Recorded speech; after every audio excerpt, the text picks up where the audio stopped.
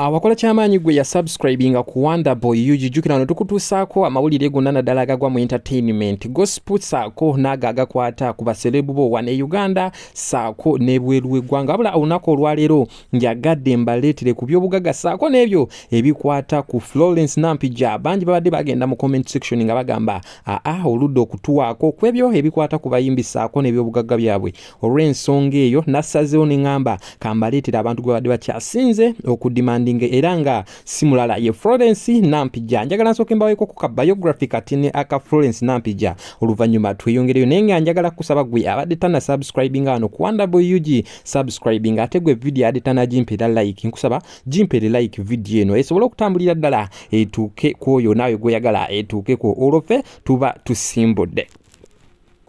Ennaku z'omwezi nga 27 ogwokusatu 1992 awo e Masaka omukyala Elizabeth n'omwami Vincent bakubawo omwana waabwe era nga wa buwala ne basalawo bamutuume erinnya Florence Nampijja. Omukyala ono ffenna gwe tumanyi kati eyafuuka ekirala ennyo. Omukyala ono yasomera ddala bazadde bamuwerera era nga basinziira awo Masaka era nga Florence Nampijja yasomera amasomero ag'enjawulo naye olw'obudde njagala mbatandikire nga asomera awo ku high school era nga yagenda ku Blessed Sacrament awo e Masaka weyamalira high school ye wabula n'ajoyininga Makerere mu 2015 n'asooka graduatingayo ne bachelor degree in economics. Era omukyalo ono mu byensimbi mukugu ddala wabula olw'ekitone okubanga kyali kimugoberera omukyalo ono ayina ekitone eky'okuzannya emizannyo yasalawo n'agenda ku Crane Media n'asoma MDD era nawo n'afuna certificate olwo mu 2017 n'ajoyininga Aromantic Production nga muno mwe yazannyira emizannyo egyamufuula ow'amaanyi wano mu film industry ye Uganda era ng'emizannyo egyayatiikirira ennyo omukyala ono gye yafuturinga mwe mwali akali amaggwa saako n'entunnunsi era nga gino gyalagibwanga ku Bukedde TV era nga bano be baalinga ba main actor saako ne mukwano gwe nfanfe muyite Diana Nabatanzi. Wabula omukyala ono takoma ku kuzannya mizannyo gyokka. Omukyala ono aweereza ku TV era nga aweereza ku BBS Telefina era nga hostinga program eyitibwa Tukyakyanke ng'enebeerawo mu weekly days oba ziyite okuva ku Monday paka ku Friday. Oyo nno ye Florence Nampijja omukyala actress ate nga TV personality nga we mbabuuliddeko awo. Sigenda kubanga nsukkawo nnyo okubawa ku byafaayo by'omukyala ono, njagala tuyingire butereevu ku ebyo bye tugamba nti omukyala ono yakola ssente era eby'obugagga bwe bisaanye bibeere appreciated olw'ensonga nti mukyala naye ayina bye yeekoledde. Kale no video oba omaze okugimpeera omuliro ngamba like mba sigenda kurisa mba ntandikirawo n'ebyobugagga bya Florence Nampijja era nga betulaba mu bifaananyi eyo boutique era nga esangibwa wali Mmengo ya mukyala Florence Nampijja era nga boutique eyo eyingiriza ddala akasente era nga atuusa engoye ez'abakyala n'ez'abaami saako n'ebintu ebirala ebitali ngoye naye nga ogenda bisanga awo Mmengo ku boutique ya Florence Nampijja. Wabula nga Florence Nampijja emabegako kawo yagenda nafunamu obuzibuzibu boutique eyo ne bagirobinga oba ne bagibba naye yaddamu n'asituka buto era boutique ye eyo weeri awo Mmengo omukyala omutetenkanya ennyongo oyo. Boutique ng'eyo temala gatandikwa bantu bano betuyinza okugamba aba bulijjo ono omukyala si wa bulijjo era nga boutique yeeyo emuweera ddala ssente ze era nga nninza okugamba nti capital alinza okubanga akwata mu bukadde 120 mu boutique ya Florence Nampijja eyo. Wabula nga si ye yokka gy'ayina. Florence Nampijja ayina eby'obugagga ebirala bingi okuli saaluuni ennene ey'abakyala era nga kanjibalambululire nammwe mugambe nti omukyala ayina ssente.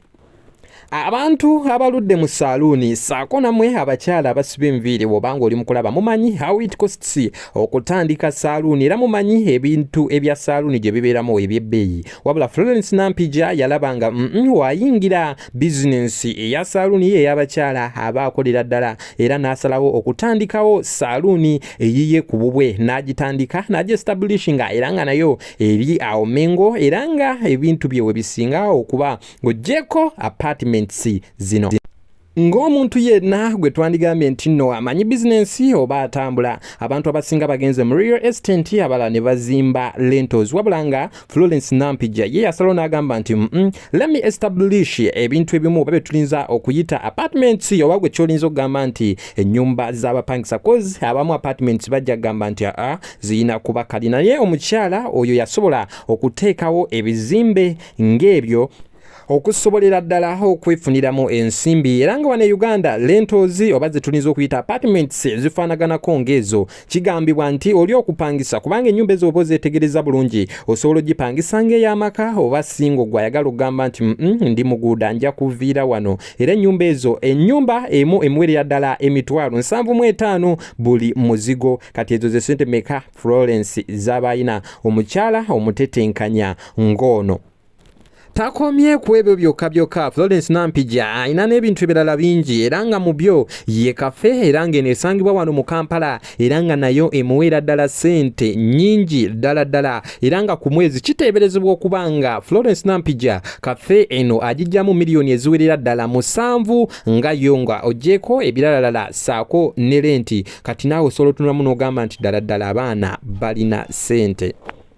Okwawukanako ne baserebu abalala Florence Nampijja abawukanirako ddala bangi. Baserebu bafe wano e Uganda abalina amannya n'okumusinga, naye nga bakyapangisa za apartments ez'ebbeeyi eziri mu bukadde n'obukadde. Wabula Florence Nampijja yasobola n'agamba bino sijja kubisobola, kanteekewo amaka agange, era amaka ago nga wogalaba residential home ya Florence Nampijja, era nga ennyumba eyo ya bbeeyi ebalirirwamu obukadde obuwerera ddala 460 obudde buno, naye nga ennyumba yiye era eri mmanya ge tewali agiinako wadde 10. Agono ge maka ga Florence Nampijja, era ayawukanidde ddala ku bano betulinza okuyita baserebu baffe bangi besijja mumenya mannya, naye nga bo emyaka n'emyaka bakyapangisa. Congratulations Florence Nampijja, kubanga eyo eba achievement nene nnyini ddala.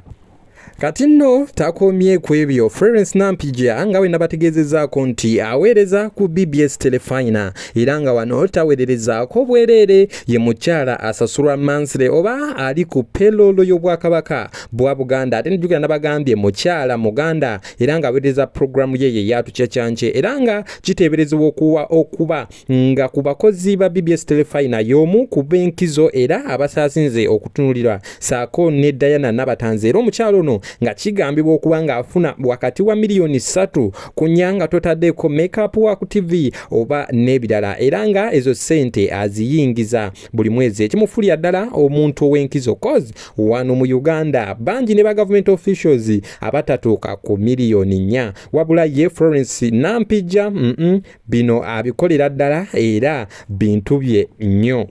Kati nno Florence Nampijja networth ye oba ssente ezazitowa gye mitwalo 44 ejja dola, era ng'ezo ssente oba okuteeka calculator n'ogamba kambale nzize mu Uganda azitowera ddala akawumbi kamu mu obukadde 661 n'emitwalo 9 n'obugwamu. Oyo nno ye Florence Nampijja, abakyala abakola ssente ate nga basirise, tali nnyo mu showbiz, naye nga ssente ze azifunira ddala. Gwegatta bugasi saloon, ogeteekeko apartments, oteekeko cafe, oteekeko n'ebintu ebirala bingi. Oyo no ye Florence Nampijja.